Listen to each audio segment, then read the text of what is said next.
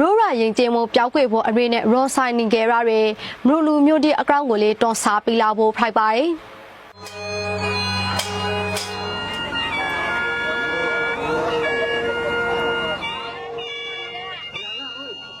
ဝင်းလံခေါဖြောရဲတောက်ဘောဒေသမှနေထိုင်ပြီးကတိုးတောက်ကိုအမှန်ပရုပနာတောက်ရစိုက်ပြိုးရဲလောင်းနဲ့အတမဝန်ကောပုကတဲ့လူသူစွာရခိုင်ပရေတော့မှနေထိုင်ရဲမရိုလူမျိုးတီဖိုက်ပါတယ်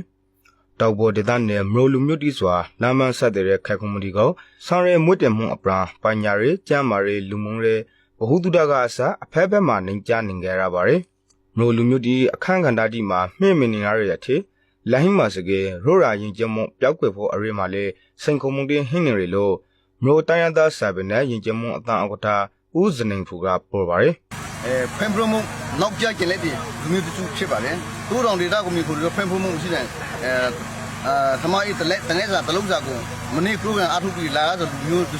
ဖြစ်တဲ့အတွက်နဲ့နေရာဒေတာမှာကုမ္ပဏီထောင်တဲ့လူတစ်ထီထောင်တဲ့လူကားထောင်တဲ့လူလည်းမရှိပါ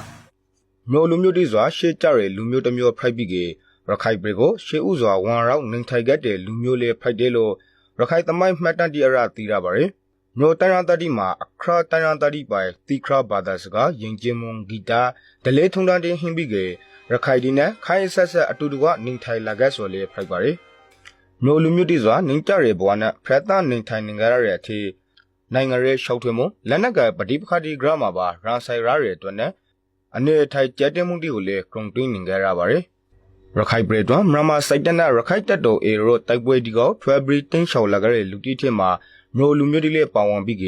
လိုင်းမှာစိုက်ပစ်ရှော်အဖိုင်နဲ့နေထိုင်နေစွာငါနိုင်နေပါတိကရမရလာခါရဖိုက်ပါလေမျိုးလူမျိုးတိကရုံတွင်းနေရတဲ့အခက်အခဲစင်ခုမှုတီကိုရခိုင်လူမျိုးအပါဝန်ရခိုင်မျိုးနွယ်စုဝန်အားလုံးကဝိုင်းဝန်းဖေရှားကူညီပြီးခဲ့ဖို့လိုအပ်တယ်လို့မျိုးတန်ရတတိကပရိုဆိုထားခဲ့ပါတယ်ရခိုင်မျိုးနွယ်စုချင်းမှရှိရင်မျိုးသားဒီအလုံးအခါမျိုးနွယ်စုတူအလုံးတဦးတူဆိုင်ခေါ်ရနေမှုတဦးတူယုံကြရရှိမှုတဦးနဲ့တဦးသဟာတာကြနေထိုင်ဆောင်ရမှုရာသပန်ဆောက်တွေ့ပြီးလာတွေ့ပြီးရခိုင်ပြည်တော်မှာတိတ်တဲ့တန်ရှောင်းခရန်ကေဖူခရန်ဖန်ဖိုရီအစားအစာကိုပူပေါင်းဆောင်ရခေါင်းတီနဲ့ဆောင်ရလာခဲ့ပါစီလို့ကျွန်တော်ပို့ချင်ပါတယ်မျိုးတန်ရတတိစွာဘင်္ဂလားဒေ့ရှ်အရှေ့ဘက်စိုက်တကောက်ဒေသ